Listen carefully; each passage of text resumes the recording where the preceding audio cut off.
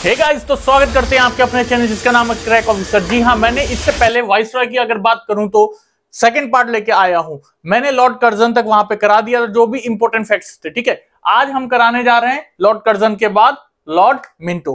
तो धीरे धीरे यहाँ पे पढ़ते हैं, समझते हैं क्या क्या इंपॉर्टेंट फैक्ट्स हैं। ठीक है, उनको जानेंगे। यहाँ पे आता है लॉर्ड मिंटो। इसका कार्यकाल रहा एज ए वाइसरॉय क्या 1905 से 10 तक। ठीक है, 1905 से 10 तक का इसका कार्यकाल रहा। मॉर्ले मिंटो रिफॉर्म्स, मैं ये बता दूं, ये एक बहुत ज्यादा इंपॉर्टेंट घटना हो जाती है। अंडर क्राउन रूल कह सकते हैं इसको। ठीक है, 1909 में मॉर्ले क्या था, सेक्रेटरी था, और मिंटो जो था ये वाइसरॉय। ठीक है, इस तरीके से आता है क्वेश्चन, कई बार पूछ लेता है कि मॉर्ले कौन है, मिंटो कौन है।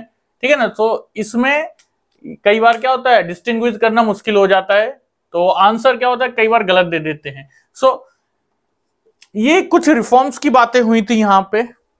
मैं इसको ज्यादा ब्रॉड नहीं करूंगा, बस इतना बता दूंगा। एक रिफॉर्म के लिए यहाँ पे देख, सेपरेट इलेक्टोरेट फॉर मुस्लिम, एक बात ये हुई थी यहाँ पे। ठीक है, और जो लॉ ऑफिसर बना दिया गया था एसपी सिन्हा को, सत्येंद्र प्रसाद सिन्हा को। ठीक है, एज ए लॉ ऑफिसर, पहला ऐसा कोई एग्जीक्यूटिव काउंसिल में, वाइसरॉय की एग्जीक्यूटिव काउंसिल में, ठीक है ना, तो कोई ऐसा इंडियन पहला था, वो यही था। कौन? सत्येंद्र प्रसाद सिन्हा, जिसको as a law officer appoint किया था, और बाद में इसको लॉर्ड की उपाधि भी दी गई थी। ठीक है, तो मैं इसको अभी यहां पे नहीं कवर करा रहा हूं, क्योंकि मैं इसको ऑलरेडी कवर करा चुका हूं। कहां पे करा चुका हूं? मैं इसको कवर करा चुका हूं, प्लेलिस्ट में चेक करिएगा, पॉलिटी में मैंने इसको अंडर द क्राउन रूल पढ़ा चुका हूं। तो वहां पे जो भी इसके इंपॉर्टेंट फैक्ट्स हैं हमने वहां पे कवर करे हैं। ठीक है, तो आप वहां जाके देख सकते हैं। तो बात करते हैं अब यहाँ का जो हिस्टोरिकल पार्ट है, हम उसको, ये जो है कॉन्स्टिट्यूशनल पार्ट वहां पे रहा, उसको देखा था हमने। ठीक है, अब यहाँ पे क्या क्या रहा और समझते हैं थोड़ा सा। 1906 में, देखिए मैं इसके कार्यकाल की बातें कर रहा हूं, मैंने पहले ही बताया, मैं भी कोई, जब भी मैं कोई गवर्नर जनरल वाइसरॉय किसी को भी मैं इस समय पढ़ा रहा हूं, सो हम क्या कर रहे हैं, अभी उसके कार्यकाल में क्या क्या घटनाएं हुई उसको देख रहे हैं। सो एक तो मॉर्ले मिंटो रिफॉर्म रहा। दूसरा 1906 की मोस्ट इंपोर्टेंट एक इवेंट रहा, जिसको कहते हैं मुस्लिम लीग की स्टेब्लिशमेंट, मुस्लिम लीग की स्थापना। All India Muslim league established कहां पे? ढाका में। अराउंड 3000 से ज्यादा यहाँ पे लोग क्या एकत्रित हुए थे। ऑल इंडिया मुस्लिम लीग की स्थापना हुई थी यहाँ पे। ठीक है ना, कहां पे, किसने करी थी? ढाका में हुई थी। किसने करी थी? किसने? सलीमुल्लाह खां, ख्वाजा सलीमुल्लाह या ख्वाजा सलीमुल्लाह खां। ठीक है, इन्होंने करी थी, और भी कुछ मेंबर्स थे। ठीक है, जो मोस्ट इंपोर्टेंट मेंबर है उसका नाम, फाउंडिंग मेंबर है ये वैसे सलीमुल्लाह खां। और पहला प्रेसिडेंट देखा जाए तो वो था सर सुल्तान मोहम्मद शाह, जिसको आगा खां नाम से ज्यादा फेमस है, आगा खां। ठीक है, सर सुल्तान मोहम्मद शाह। ठीक है, तो ये सब पॉइंट कुछ इंपोर्टेंट है, हम नोट करते हुए चलेंगे। चाहे तो स्क्रीनशॉट अगर राइटिंग समझ आ रही तो ले ले, बाकी मैं मुंह से तो बोल ही रहा हूं। ठीक है, दूसरा एक और बात बता दूं, मोहम्मद अली जिन्ना शुरू से इस मुस्लिम लीग में नहीं थे, ये पहले कांग्रेस में थे। ठीक है, ये पहले से कांग्रेस में था, लेकिन बाद में क्या हुआ, धीरे धीरे भागने चला किस पे? 1913 में इसने ज्वाइन कर ली Muslim League, all India Muslim League. Mohammad Ali Jinnah ने ज्वाइन कर ली, और ये प्रेसिडेंट भी बना 1916 में। फिर लास्ट में अगर देखा जाए, मुस्लिम लीग को फिर इन्हीं के नाम से पुकारा जाता है, जाना जाता है। ठीक है ना, सो ये कुछ बातें थी 1906 की, ऑल इंडिया मुस्लिम लीग के समय की। 1907 में कांग्रेस जो थी वो क्या हो गई? विभाजन हो गया, डिवीजन हो गया, डिवाइड हो गई। दो दल बन गए, गरम दल और नरम दल। ठीक है, गरम दल और नरम दल, जिसमें आपको पता है गरम दल में कौन? लाल बाल पाल। ठीक है ना, तो इस तरीके जैसे व्यक्तित्व थे, जो क्या आजादी तो चाहते थे, लेकिन किसके दम पे? बस लड़ाई, मारो काटो और आजादी ले लो। और कुछ लोग कैसे थे, वो अहिंसा, गांधी टाइप, वो क्या चाहते थे? आजादी तो मिल जाए लेकिन शांति भाव से, बिना हिंसा फैलाए। अब आप ही बताइए, बिना हिंसा फैलाए शायद मिल पाती? इतिहास आप भी जानते हैं, मुश्किल रहता। तो यहां पे आते हैं हम, किसकी बात कर रहा था मैं, कांग्रेस का डिवीजन हुआ था, दो दलों में बट गई थी कांग्रेस उस समय, एक्सट्रीमिस्ट और मॉडरेस्ट, ठीक है। और इसी को सूरत का सेशन में ही हुआ था, ये सूरत की क्या कई सभाएं होती थी, कई सेशन होते थे, ठीक है। तो सूरत सेशन में हुआ था, ठीक है। प्रेसिडेंट अगर देखा जाए इसका कौन था, रास बिहारी घोष। सूरत सेशन का प्रेसिडेंट था रास बिहारी घोष। हालांकि अब मैं ये भी बता दूं, जब मैं करवाऊंगा तो एक ऑर्डर में करवा रहा हूं, ठीक है। जब वहां पे प्रेसिडेंट कांग्रेस की मीटिंग्स वगैरह हम देखेंगे, ठीक है, तो वहां पे भी एक एक करके हम सबको कवर करते चलेंगे। और कुछ पॉइंट्स ऐसे आएंगे जैसे गांधीयन पीरियड में हम देखेंगे, या रेवोल्यूशनरी एक्टिविटीज में हम वहां देखेंगे। सो इसको यहाँ पे सिर्फ इतना मैं बताऊंगा कि हाँ ये इवेंट इसके समय में हुआ था, और वहां हम डीपली देख लेंगे, ठीक है। सो ये कुछ बातें मॉडल मिंटो में पहले ही बता दिया 1909 में, ठीक है।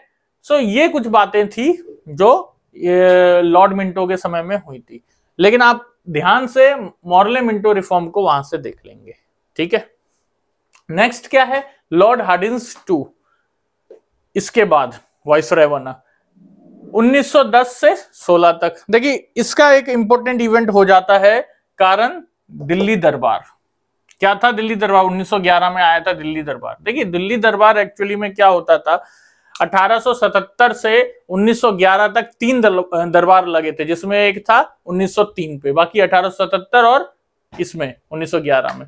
ये होता था कोरोनेशन ऑफ किंग या क्वीन, उनके लिए लगता था, ताजपोशी, उनकी ताजपोशी के लिए एक आयोजन होता था। और पहली बार क्या हुआ था, यहां नाम नहीं लिखा है, जॉर्ज फिफ्थ, जिसको क्या एम्परर बना दिया गया था। सो अपनी ताजपोशी के लिए यहां पे आया था, एक बहुत बड़ा भव्य स्वागत हुआ था, इवेंट बनाया गया था, ठीक है। और अगर देखा जाए तो इसका जो ताज था अराउंड 1 kg का, तो मुकुट जो था जिसकी बात कर रहा हूं, उसमें बेशकीमती रत्न बहुत सारे जड़े हुए थे, ठीक है, बहुत सारे, कई प्रकार के। तो ये तो रही इसकी बात दिल्ली दरबार में, ठीक है, इंपॉर्टेंट इवेंट है, ध्यान रखना। और इसी में जो बंगाल का लॉर्ड कर्जन ने करा था उस समय 1905 में बंग भंग हुआ था, ध्यान होगा, ठीक है। सो यहां पे क्या हो गया, वो जो डिसीजन था उसको वापस ले लिया, बंगाल का विभाजन नहीं हुआ, बंगाल का विभाजन को कैंसिल कर दिया गया। और इसमें एक इंपॉर्टेंट इवेंट क्या रहा था, transfer of capital from Calcutta to Delhi. तो पहले राजधानी थी वो क्या थी, कलकत्ता मानी जाती थी, अब उसको दिल्ली कर दिया गया। अब राजधानी को क्या 1912 में दिल्ली कर दिया गया। तो ये तो रहे 1911 और 12 की घटना हार्डिंस के समय में। और 1916 में दो बातें हैं, देख लेंगे, BHU का एस्टेब्लिशमेंट हुआ, बनारस हिंदू यूनिवर्सिटी, और हिंदू महासभा का एस्टेब्लिशमेंट हुआ। हिंदू महासभा किसके द्वारा, पंडित मदन मोहन मालवीय, ठीक है, पंडित मदन मोहन मालवीय ने इसकी स्थापना करी थी 1916 में। सो ये दो थे, आगे नेक्स्ट स्लाइड में और देखते हैं। तो अब हम आ चुके हैं सेकंड स्लाइड में, क्या लिखा है थोड़ा सा समझ लेते हैं। देखिए यहां पे लिखा है कि लॉर्ड चेम्सफोर्ड अब आया, ठीक है ना। तीसरा क्या आया, लॉर्ड चेम्सफोर्ड 1916 से 21 तक, ठीक है ना। इसमें एक इंपॉर्टेंट इवेंट है ये मॉन्टेगू चेम्सफोर्ड रिफॉर्म 1919 का, कई रिफॉर्म्स करे गए, ठीक है। ये जो रिफॉर्म्स करे गए मैं ये बता दूं, इसको भी हम वहां से कवर करेंगे, मैंने कॉन्स्टिट्यूशन का जो पढ़ाया है वहां पे प्लेलिस्ट में जाके आप देख लेंगे, ठीक है, कॉन्स्टिट्यूशनल पार्ट है इसका, ठीक है, वहां से देखेंगे हम। और 1919 में यहां पे क्या हुआ, और क्या एक इंपॉर्टेंट इवेंट रहा इसका, इसको मैं बता देता हूं। रॉलेट एक्ट, सिडनी रॉलेट जो इसका अधिकारी था, ठीक है, उसने पास करा था, इसके शासनकाल में हुआ था पास। इसको ब्लैक एक्ट भी कहा जाता था, ब्लैक एक्ट भी। इसमें क्या था, जो पुलिस थी, ठीक है, ब्रिटिश पुलिस थी उस समय की पुलिस, उनको डायरेक्ट पावर अथॉरिटी दे दी थी, वो किसी को भी बिना ट्रायल के बिना किसी समन के या बिना किसी जांच के तुरंत वो उठा ले सकते थे और जेल में भी डाल दे सकते थे। और पूछने पे बस यही बताया जाता था कि बस तुम लोग अगर आज कुछ नहीं कर रहे हो तो डेट मीन्स इसका मतलब क्या भविष्य में नहीं करोगे, तुम लोग क्राइम तो करोगे ही करोगे, तो कोई ना कोई केस लग जाएगा। सो इस तरीके से ये एक्ट आया और क्या हुआ, डाल दिया जाता था बेमतलब का, यानी जो दोषी था उसे भी, जिसको उन्हें शक है उसको भी बस डाल दिया जाता है। तो इस एक्ट को क्या कहा गया, ब्लैक एक्ट। सो इसका बहुत ज्यादा विरोध प्रदर्शन हुआ, जिसमें सैफुद्दीन किचलू और डॉक्टर सत्यपाल और सैफुद्दीन किचलू ये प्रमुख नेता बने, पंजाब में प्रदर्शन कर रहे थे। ठीक है, सो सभाएं हो रही थी, एक प्रचंड रूप लेने वाला था यह आंदोलन रॉलेट एक्ट के खिलाफ। गांधी जी भी बिल्कुल आ रहे थे, लेकिन उन्हें क्या हुआ, रास्ते में ही अंग्रेजों ने पकड़ लिया, घेर लिया और उन्हें तुरंत वहां से लौटा दिया, क्योंकि अंग्रेजों को पता था अगर गांधी जी आ जाते हैं, ठीक है, तो उन्हें बहुत ज्यादा मुश्किल हो जाएगा, संभालना भी मुश्किल हो जाएगा, क्योंकि जनता और ज्यादा उग्र और ज्यादा मतलब फैल जाएगी। सो ये आंदोलन एक विकराल रूप ले सकता था। उन लोग ने क्या किया, ब्रिटिशर्स ने गांधी जी को वहीं रोक दिया, वापस लौटा दिया और जेल में भी भेज दिया। लेकिन सत्यपाल और सैफुद्दीन किचलू आंदोलन करते रहे और बाद में क्या हुआ, इन्हें भी अरेस्ट कर लिया गया। लेकिन फिर ये इस आंदोलन के प्रमुख नेता बन गए थे, तो लोगों ने क्या करा, लोगों ने इनके समर्थन के लिए, हालांकि ये 3 दिन पहले मैं बता दूं, जो जलियांवाला मैसेकर हुआ था, जलियांवाला हत्याकांड हुआ था, उससे 3 दिन पहले इनकी गिरफ्तारी हुई थी। ठीक है, और इसी का विरोध प्रदर्शन, बैसाखी का समय था तो भीड़ इकट्ठी हुई थी जलियांवाला बाग में, इसी को विरोध प्रदर्शित करने के लिए। ठीक है, जलियांवाला बाग में क्या हुआ, लोग इकट्ठे हुए और वही घटना, ठीक है, हुई, ब्लड सेड, बहुत ही खून विकराल रूप से कई हजार लोग मारे गए। कागज में कुछ और गिनती है, अगर देखा जाए तो 300-400 कुछ ऐसी गिनती है। इसमें जिस अधिकारी ने ऑर्डर दिया था, जो मेन गेट था वहां से बंद कर दिया था और बिना किसी ऑर्डर के, बिना किसी इंफॉर्मेशन के, सीधा अंधाधुंध, चेतावनी भी नहीं दी, बस ऑर्डर दे दिया कि फायर, और फायर कर दिया गया। ना बच्चे देखे गए, ना बूढ़े देखे गए, ना औरतें, ना कोई। जिसको मौका मिला कोई कुएं में कूदा, कोई किसी कोने में भागा। दीवार इतनी ऊंची थी कि उस बाग से पार करना भी मुश्किल था। अगर आप अमृतसर जाएं तो आज भी वहां गोलियों के निशान मिलते हैं, आप जाके अगर देखें तो। ठीक है, आपके रोंगटे खड़े हो जाएंगे। पहले तो मैं ये बता दूं, ये जगह एक ऐसी है। ठीक है, अब इसमें क्या हुआ, लॉर्ड चेम्सफोर्ड, ठीक है, इसी के बारे में बात कर रहा हूं मैं। इसमें खिलाफत आंदोलन भी चलाया गया। देखिए, इन कुछ आंदोलन है, हम इसको गांधी परेड में कवर करेंगे। ठीक है, खिलाफत आंदोलन हो गया, होम रूल लीग हो गया, एस्टेब्लिशमेंट हुई, एनी बेसेंट कहते हैं इसको। ठीक है, और नॉन कोऑपरेटिव मूवमेंट, ठीक है, 1920 में। ये सब हम ध्यान करते हुए चलेंगे, गांधीयन परेड में इनको कवर करा जाएगा। ठीक है, नेक्स्ट आया लॉर्ड रीडिंग, 1921 से 26 तक। स्वराज पार्टी का निर्माण हुआ, चित्तरंजन दास और मोतीलाल नेहरू, ठीक है, इनके द्वारा स्वराज पार्टी बनाई गई 1 जनवरी 1923 को। ठीक है, 1 जनवरी 1923 को। कारण क्या था मैं बता दूं, ये क्यों बनाई गई थी। असल में चौरी चौरा एक इंसिडेंट हो गया था। गोरखपुर साइड में एक छोटी सी जगह है चौरी चौरा, तो वहां पे जो चौकी थी ब्रिटिश के कंट्रोल में थी।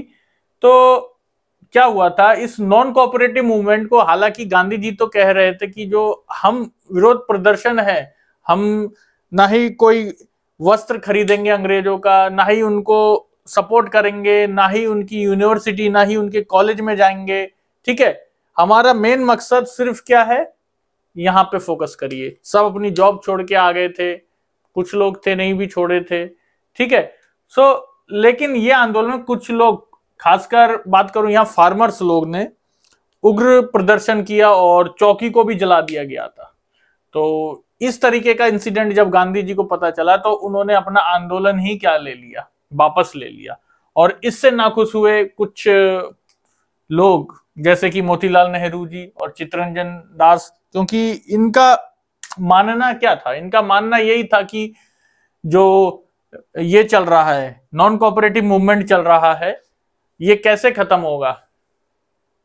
हाँ, तो चित्तरंजन दास और मोतीलाल नेहरू जी का मानना क्या था कि अगर नॉन कोऑपरेटिव मूवमेंट खत्म हो गया तो अंग्रेज को मौका मिल जाएगा, ये आंदोलन इस समय सही रूप ले रहा है हमारी आजादी की ओर। लेकिन गांधी जी ने ना सुनते हुए इस आंदोलन को वापस ले लिया, क्योंकि Gandhi ji prominent most important leader उस समय थे, उनकी आवाज के आह्वान पे ये वापस ले लिया गया।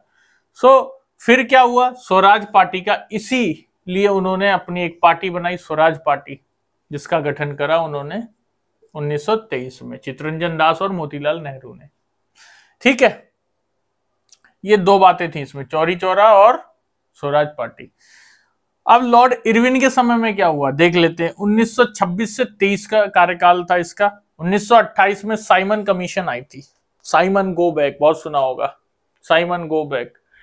ये जो कमीशन थी आई थी भारत के लिए आई थी कि भारत में किस तरीके के लॉ नियम कानून बनने चाहिए, तो ये बातें करने के लिए आई थी। अब भारत का अगर संविधान की बातें हो चाहे या भारत के नियम कानून की बातें हो, उसके लिए बाहर से एक कमीशन आई, लेकिन उसमें जब कमीशन आई भारत के लोग के लिए कोई बातें हैं, भारत के लोग के लिए कोई सुधार है, और उस कमीशन में, कमेटी में भारत का ही कोई नहीं है, तो इसलिए इसका बहुत ज्यादा विरोध प्रदर्शन हुआ।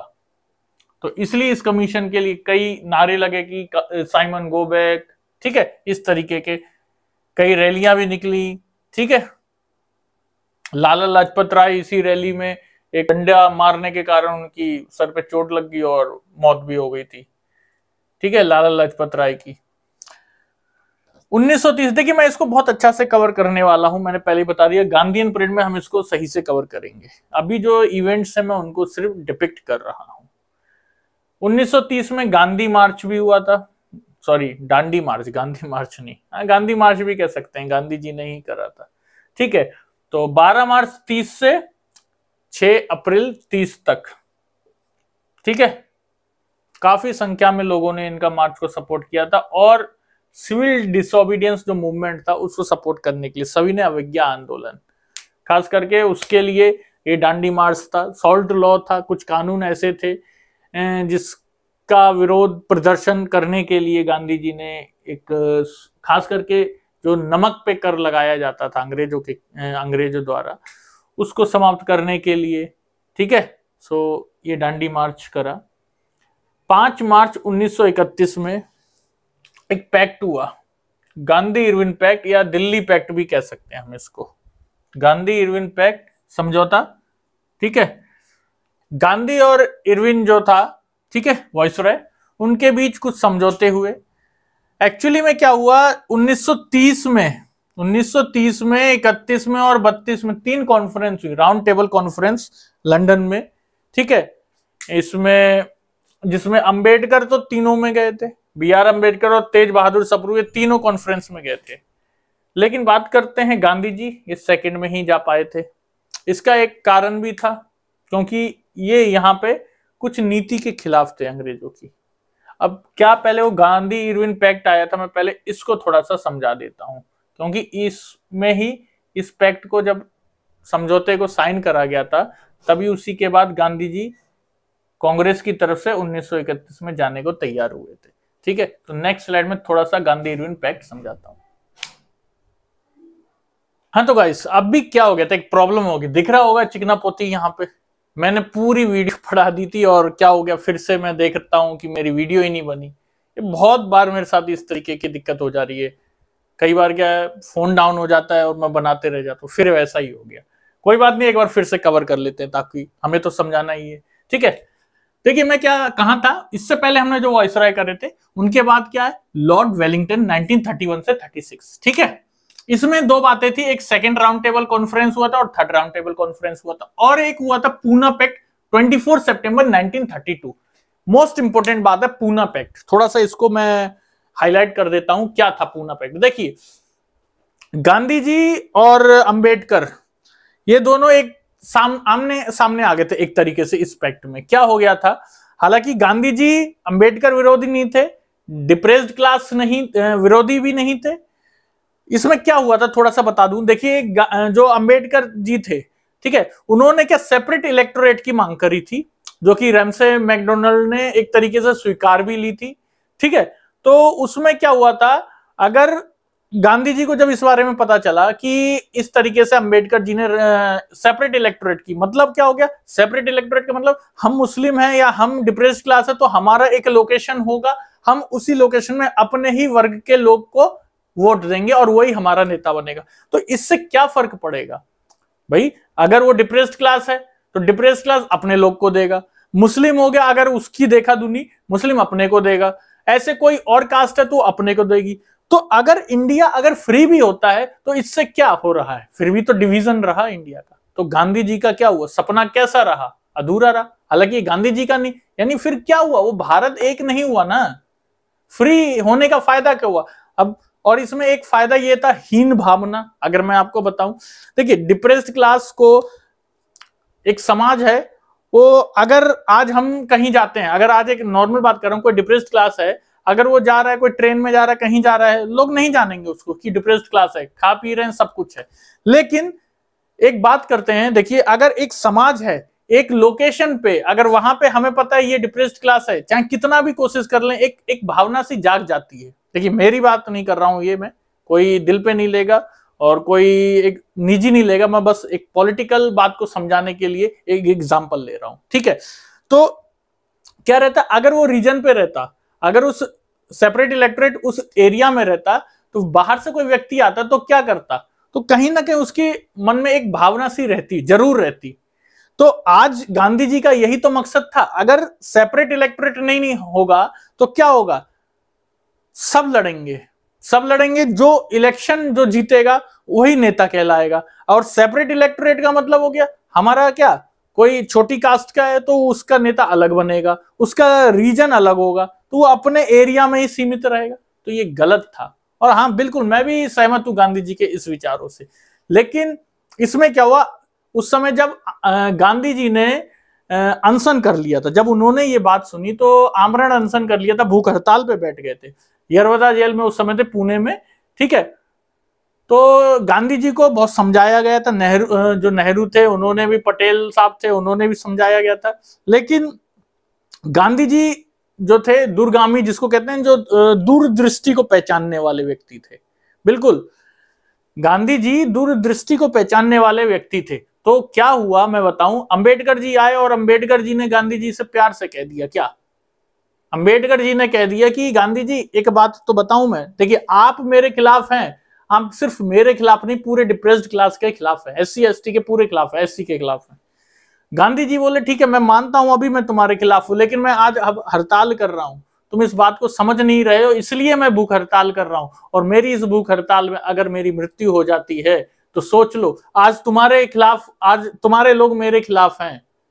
वो लोग कोई तुम्हारे या मेरे नहीं, पहले तो वो लोग सबके हैं, लेकिन मेरी मृत्यु के बाद वो क्या हो जाएगा, कुछ लोग तुम्हारे भी खिलाफ हो जाएंगे, बहुत लोग तुम्हारे खिलाफ हो जाएंगे, ठीक है। तो ये बात अंबेडकर को समझ में आई कि सेपरेट इलेक्टोरेट कहीं ना कहीं ये सही नहीं है। तो उन्होंने ये ट्रीटी को, इस समझौते को साइन करा।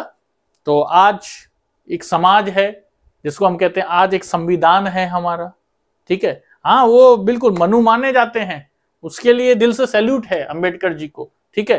उन्होंने जो प्रारूप समिति बना के जो लिखा, ड्राफ्टिंग कमेटी बना के जो इधर उधर से इकट्ठा करा, आज हमारा संविधान हमें प्रस्तुत करा, वो उन्हीं की देन है, ठीक है।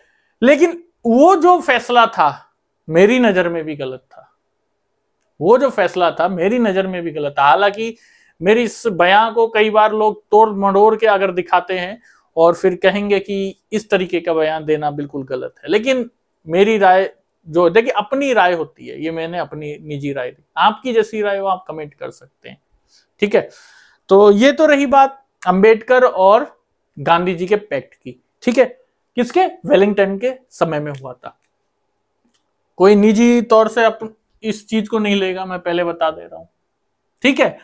लॉर्ड लिनलिथगो आया 1936 से 43 पे। क्या हुआ था? Congress gave resigned. कांग्रेस ने अब क्या हुआ? रिजाइन देना चालू कर दिया। कारण क्या था? मैं देखिए बताइए, कॉन्स्टिट्यूएंट असेंबली बनी है, हम उस कॉन्स्टिट्यूएंट असेंबली के मेंबर हैं, ठीक है, हम उस कॉन्स्टिट्यूएंट असेंबली के मेंबर हैं, लेकिन हमारे पास ये इंफॉर्मेशन ही नहीं है कि हमारी भारत से, हमारे ही लोग से वर्ल्ड वार के लिए भेजे जा रहे हैं फॉरेन कंट्रीज। अब ये बताइए, तो हमारे ही लोग और हमें ही नहीं पता। तो एक तरीके से ये क्या था? अंग्रेज अभी भी समझ लीजिए वो सिर्फ नाम का चल रही थी कॉन्स्टिट्यूएंट असेंबली, और उसमें हम मेंबर क्या नाम के थे फिर तो, यानी हमारी कोई स्वीकार्यता नहीं थी, हमारी कोई राय नहीं ली जा रही थी, एडवाइस की कोई वैल्यू नहीं थी। इसलिए कांग्रेस ने क्या? मास रेजिग्नेशन दे दिया। मास मतलब एक बहुत ज्यादा लोगों ने, पूरे कांग्रेस ने ही सीधा सीधा रेजिग्नेशन दे दिया। और 22 दिसंबर 1939 से मुस्लिम लीग इसी बात को खुश हो गई, भाई डे ऑफ डिलीवरेंस मनाया, डे ऑफ फ्रीडम मनाया उन्होंने। भाई मुस्लिम जब कांग्रेस रिजाइन दे दिया तो अब उन्हें लगा कि भाई अब ये तो अब हमारा दिन आ गया, कॉन्स्टिट्यूएंट असेंबली सिर्फ हमारे अंडर है अब, ठीक है। लेकिन इन्हें क्या पता था, ये तो कुछ और डिमांड कर रहे थे वैसे। 1939 से 45 वर्ल्ड वार अभी बताया था, और 42 में देखिए क्विट इंडिया मूवमेंट हुआ था। क्विट इंडिया मूवमेंट हुआ था, इसको हम कवर करेंगे गांधीन पीरियड में, मैं बता दे रहा हूं, ठीक है। और 40 में विंस्टन चर्चिल को बनाया गया था प्राइम मिनिस्टर इन ब्रिटेन या ऑफ ब्रिटेन। फिर लॉर्ड वेवेल आया 43 से 47। रॉयल इंडियन नेवी म्यूटिनी, एक लास्ट म्यूटिनी कह लो या लास्ट रिवॉल्ट कह लो, ये हुआ था मुंबई में हुआ था, इंडियन नेवी के सिपाहियों सोल्जर्स के द्वारा हुआ था। क्या इस रिवॉल्ट में हुआ था 1946 में? थोड़ा सा बता दूं मैं। एक शिप था, ये क्या, KIMS तलवार, ठीक है, तलवार। तो इसमें क्या शायद कुछ समस्या ऐसी थी सोल्जर्स को यहाँ पे कि उन्हें खाने पीने से रिलेटेड समस्या थी, जिसके विरोध में उन्होंने प्रदर्शन करना चालू करा, और धीरे धीरे ये उग्र रूप धारण करते गया ये प्रदर्शन, ठीक है। क्योंकि यहाँ का जो कमांडर था इसका, उसने यहाँ पे जो इंडियंस थे जो स्ट्राइक कर रहे थे, जो हड़ताल पे थे, जो विरोध प्रदर्शन कर रहे थे, उनको काफी लताड़ा गाली गलौच भी करा। सो प्रदर्शन में क्या हुआ? उग्रता और आ गई, ठीक है ना। तो ये लास्ट रिवॉल्ट था। उसके बाद इसको मैं सेपरेट कवर करूंगा, मैं बता रहा हूं, इसका एक सेपरेट स्लाइड लेके आऊंगा मैं रॉयल इंडियन नेवी म्यूटिनी की, ठीक है। आप कमेंट कर दीजिएगा, मैं जल्दी लेके आऊंगा। 9 दिसंबर 1946 को कैबिनेट मिशन कहां पे आया? भारत पे आया कैबिनेट मिशन, जिसमें प्रेसिडेंट कौन था? पैथिक लॉरेंस, ठीक है। इससे पहले क्या आया था? क्रिप्स मिशन आया था, AV Alexander, Pethick Lawrence, sir Stafford Cripps, ठीक है। सो ये लोग वहां के मेंबर थे उस समय। ये मैंने करा रखा है, मैं बता दूं आपको, पॉलिटी में, जिसमें क्रिप्स मिशन हो गया, आपका कैबिनेट मिशन हो गया, इंडियन इंडिपेंडेंस एक्ट हो गया, government of India act of 1935 हो गया, ये सब वहां करा रखे हैं। पॉलिटिकल जो पार्ट आ रहा है, मैंने पहले ही कहा, पॉलिटिकल पार्ट उसमें, और जो हिस्टोरिकल पार्ट है वो इसमें हम करेंगे, ठीक है। सो जिसने नहीं देखा है वो पॉलिटी मेरी मैं वहां करा रहा हूं एम लक्ष्मीकांत की, वहां से आप देख के बेनिफिट ले सकते हैं, ठीक है। उसके बाद मैं बता दूं लॉर्ड माउंटबेटन आया। देखिए इसमें क्या हुआ, कैबिनेट मिशन के बाद क्या हुआ, किस लिए आया था पहले ये बता दूं हल्का सा आपको, कॉन्स्टिट्यूशन फ्रेमिंग के लिए आया था, कि कॉन्स्टिट्यूशन को किस तरीके से बनाया जाएगा, क्या करा जाएगा।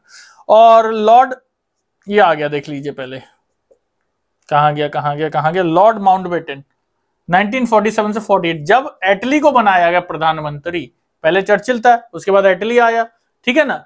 एटली आया तो उसने फ्री कहा कि 1948 तक इंडिया को फ्री कर दिया जाएगा, क्योंकि भाई अब इन लोग को स्थिति नहीं दिख रही थी। एक तो कांग्रेस का वहां पे मास रेजिग्नेशन हो गया था, तो दिख रहा था अब तो ये पॉलिटिकल अथॉरिटी लेने के काबिल बन चुके हैं, ठीक है।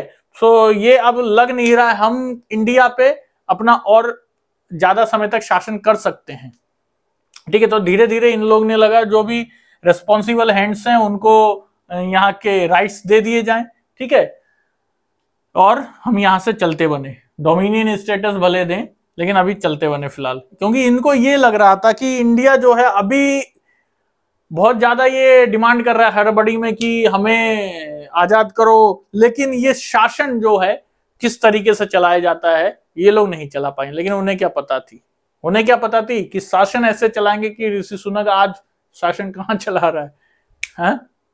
समझ गए होंगे। ब्रिटेन में प्रधानमंत्री बन बैठा है, ऐसे थोड़ी बन बैठा है। इनको इतना कभी सोचा नहीं होगा, इन्होंने सोच लीजिए, कभी नहीं सोचा होगा, लेकिन आज सोच लीजिए। Dogs and Indians are not allowed, ये भी तो सोचिए, डॉग भी अलाउड है, इंडियंस भी अलाउ है, वो खुद प्रधानमंत्री बन बैठा है, वो भी इंडिया का।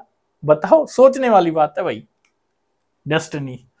खैर इधर आते हैं, लॉर्ड माउंटबेटन को बुलाया गया 47 से 48। इनके विषय में दो बातें याद रखना, लास्ट अगर वाइसरॉय पूछा जाए तो लॉर्ड माउंटबेटन, और first governor general of independent India. देखिए वाइसरॉय का पद खत्म करके उसको लगाया गया क्या, governor general of independent India. Independent India governor general कौन था, यही लॉर्ड माउंटबेटन। और माउंटबेटन प्लान हुआ, पार्टीशन की बात करते हैं, रेड क्लिफ आया, उसमें रेखा वगैरह खींची गई इंडिया पाकिस्तान के लिए, ठीक है। बहुत तगड़ा पार्टीशन था, ये प्लान करा गया था किस तरीके से।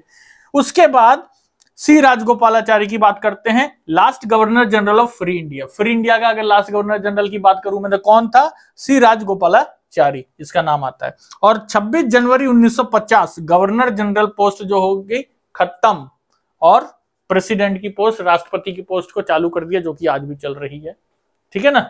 सो ये रहा आपका वाइसरॉय ऑफ इंडिया, पूरा खत्म हो गया, ठीक है। अब इससे रिलेटेड नेक्स्ट पार्ट हम लाते रहेंगे, हिस्ट्री, मॉडर्न हिस्ट्री को कवर करते रहेंगे। टेंशन ना लीजिए, एंशिएंट हिस्ट्री को भी मैं कुछ उसमें से इंपॉर्टेंट टॉपिक उठाते रहूंगा, ठीक है। क्योंकि मैं एक्चुअली में बताऊं, मैं डेली लेके आता हूं, लेकिन क्या रहता है मेरे पास, मैं 2-3 बैच और ले रहा हूं, जैसे 10th और 12th की मैथ का ले रहा हूं, तो उसमें थोड़ा सा टाइम हो जाता है, और एनडीएस सीडीएस का मैं इंग्लिश को थोड़ा इस समय कवर कर रहा हूं, ठीक है। तो उनको भी देखना पड़ जाता है, इसलिए थोड़ा सा इसमें अभी दिक्कत आ रही है, लेकिन धीरे धीरे हम इसको कर लेंगे। आपके जो भी इंपॉर्टेंट टॉपिक हो रहा है आप प्लीज उठाइए, लाइक शेयर सब्सक्राइब जरूर करिए, ठीक है। सो मिलते हैं फिर नेक्स्ट जल्दी ही हम, ठीक है। जब तक धन्यवाद, जय हिंद, जय भारत।